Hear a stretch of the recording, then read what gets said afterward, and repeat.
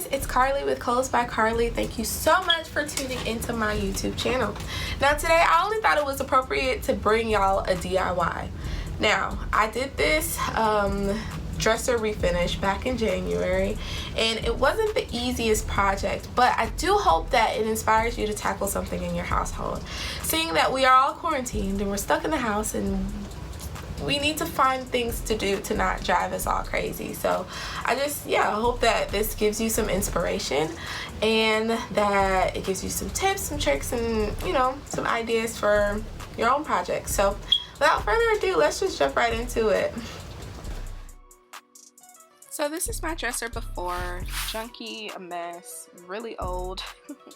And yeah, so the first thing that I did is I cleaned off the dresser, obviously, and then I put all of the clothes that were in the drawers into a plastic bag just to keep everything kind of organized. This dresser is actually in great condition for the age that it is.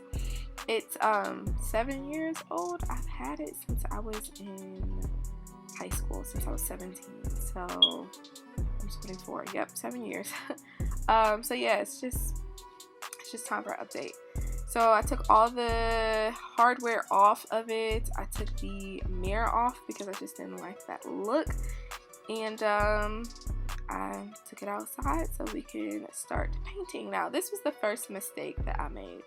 I was trying to like sand it, but y'all, this is furniture, like cheap furniture. This isn't all wood. So sanding it, you just expose the MDF. Now I thought it was wood just because this type of finish was very similar. It's like it, but it you'll see. So the next thing I did was I just did a light sand on the rest of the dresser, just so that the paint would adhere, and that it wasn't so slick. I cleaned it off with my blower. And yeah, once that's done, you just want to give it a really good wipe down and make sure that like everything is off of it. Now this is the paint I bought from Walmart. It's a satin finish, satin, right? Yeah, satin finish. It says antique white. It was super cheap, and I just literally grabbed the cheapest one I saw. And I got to painting. So if you've seen my cabinet video, you kind of know that when you paint furniture, cabinets, etc., you got to do a few layers, especially if you're taking it from a dark color to a lighter one.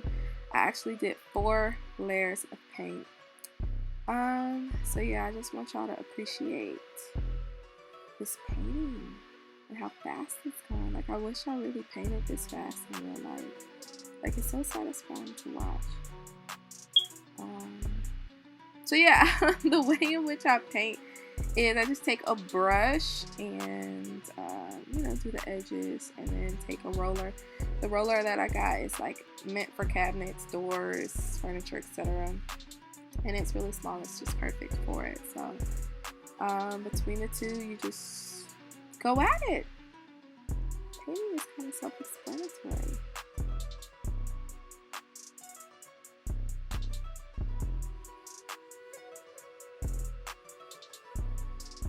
So yeah, here is me doing the second coat.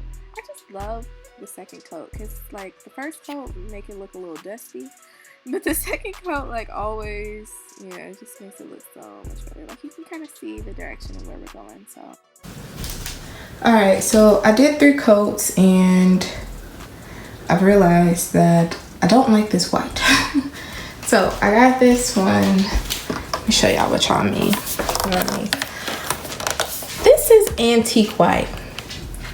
Y'all, this is the color it is. It is not creamy. It is just a plain old basic white to me. Like it has no dimension. So with that being said, I had another thing of white on hand. I did 3 coats of the antique white, which is really bright white, but I did the last coat with this creamier white. Okay, I love a creamier, I love an antique look on my furniture because it matches another piece of furniture that I have. So I just did the last coat with that one just to give it a creamier look. So back to this top, y'all. I tried it, okay? I got my stain, and I tried to stain her just to see what would happen, and I just wasted all this time sanding this thing black off. It's splotchy. So yeah, sis, she wasn't having it. She wasn't having it, but it's okay. It's okay. I know how to fix it. I know exactly what to do. I went to Home Depot.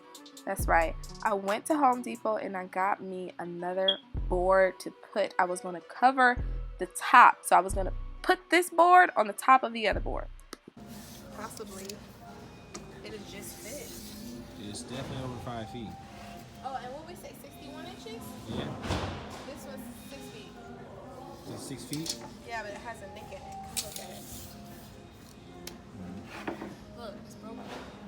Oh, it's some back there.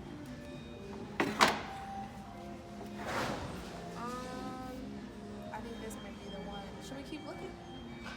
I would. Keep looking? Yeah, only because it's still technically an inch off. Why? Oh, because we said the quarter inch. You said 61. It's longer than 61. Oh, it is? Look. Oh, okay. It's 17 and 3/4.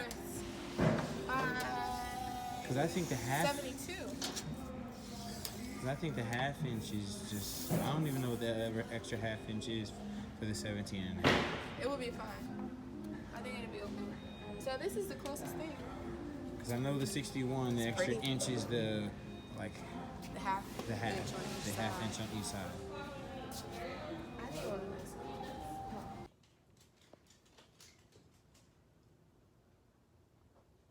You guys, I forgot the dimensions once I got to Home Depot. And look. Oh, let me show you. Let me show you. Let me show you. Well, all right. No big deal. Because you know what we're going to do? I'm going to show you what we're going to do. Now, remember how I said I was going to nail that new wood on top of the old wood and just put it over it? That wasn't going to work because it was too small. So what I ended up doing was just taking the nails off and popping the old top off. We don't need it. Forget about it. Whatever. We're moving on. And so, yeah, after I did this, I ended up just moving on to the next part of the project so I wouldn't drive myself crazy because I was just getting on my nerves. So I just started to put the handles on the doors of the dresser. But so this time the handle pulls are 3 inches exactly. I remember from when I did my kitchen because you can see they're the exact same pulls from my kitchen cabinets. They're 3 inches exactly. This 3 1/4. Okay, it's fine. It's fine. It is fine. It is well with my soul. Woo! Okay, what we're gonna have to do? Yellow. So I'm scared though that you're gonna see the previous hole. We're gonna have to drill another hole. The cabinet doors. So yeah, you guessed it. I got my handy dandy drill. And we're gonna have to drill another hole. It's not a big deal, it just is kind of time consuming and very tedious. So what you want to do is you want to just measure. The hole needed to be a little further to the left, so I was afraid that you would see the hole to the right after I put the handles on, but it ended up working out. Once I put the handle on, it was still 3 inches apart, and that little 1/4 inch, it was actually covered by the handle, so wasn't too bad. I ended up I got these handles from Amazon. If you watched my cabinet painting video, you saw where I got them. They're $15. I will tag them in the link below. Jesus, beautiful. And yeah, as y'all can see, by the end of this project, I was getting slightly frustrated just because I thought it was gonna be so easy, but once I started There were little things along the way that just kept surprising me, kept popping up, but you know, I got through them. I figured out a solution and I made it work. So by this point, I realized I only had 4 of those farm style cabinet pools. Now I had black ones of the regular like pools, but you can see there are 2 holes from the previous hardware, and I only needed 1 hole for the new knobs that I was going to use because I ran out of pools, and that's all I had left. So what I did was I used some wood filler, as you can see there, and a little bit of white paint with a Q-tip just to cover them up. I mean, later down the line, if I want to get some more farm style pools, I can order them, but honestly, I just wanted to get done with this project, so I used what I had. And it covered it up, and you really can't notice unless you're like really close up on it. So that's what I did to solve that.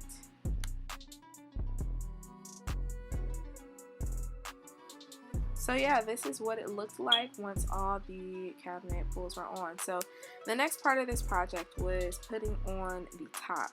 I got my boyfriend to hold it up while I lined it because I didn't want it to get stained on the rest of the white dresser. And then I went in and stained it.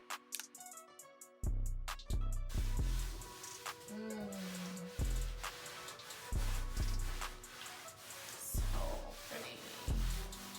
See how I'm going with the grain of the wood.